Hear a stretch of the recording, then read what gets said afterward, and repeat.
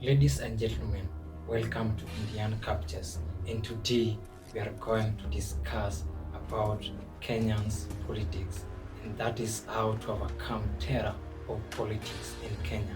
Politics in Kenya has defined the lives of its citizens since the dawn of independence. Throughout this journey, politicians have thrived by exploring their ambitions. However, it is crucial for Kenyans to recognize these leaders and choose to support those who are genuinely prioritize the nation's welfare. By settling the burden of corrupt leadership, we can pave the way for a more stable economy. Tribal politics have crippled Kenya's economy, with political leaders often inciting violence either directly or indirectly.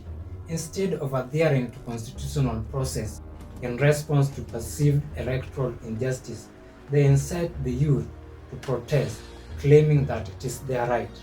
This behavior is far from what constitutes a true leadership. It is essential that we collectively learn how to fight for our rights without resorting to destructive tactics. The premature establishment of democratic institutions, combined with inadequate electoral framework, has resulted into lack of trust in electoral process. Additionally, weak law enforcement and judicial system requires urgent reform. Kenya is a home to diverse ethnic groups, yet politics is frequently intertwined within ethnic identity. It is vital to recognize that when it comes to national decision making, we must rise above tribal affiliations. The fruit of policy decision belongs to the entire nation, and the burden of poor governance should not fall on a certain ethnic groups alone. Corruption within our political system undermines the integrity of our elections.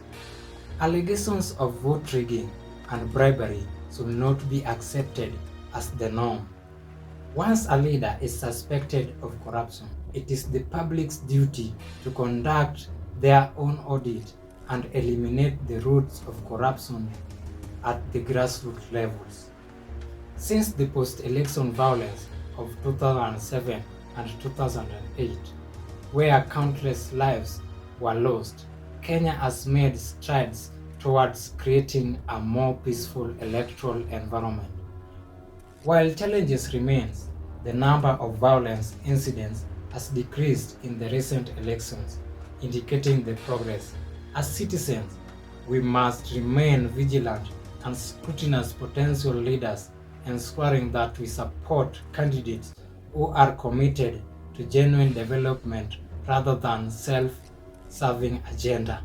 Today we face significant dilemma regarding the leaders we elect.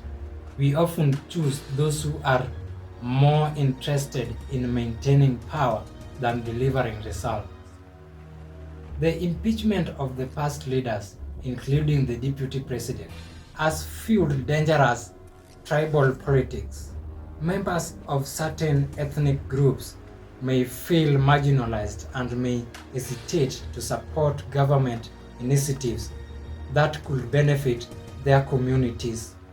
As voters, we must ask ourselves, do we value genuine development, or are we merely invested in having representatives from our ethnic backgrounds in the government, even at the expense of effective governance?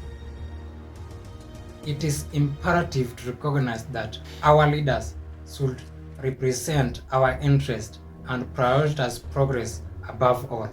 Citizens must be wary of politicians who rally youth support under the representatives of scrutinizing the seniors instead of focusing on development of their constituencies.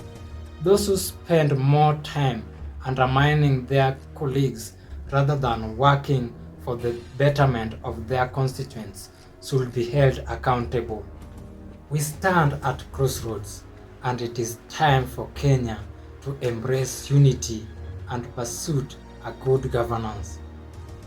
Our choice will determine the trajectory of our economy and the future of our nation.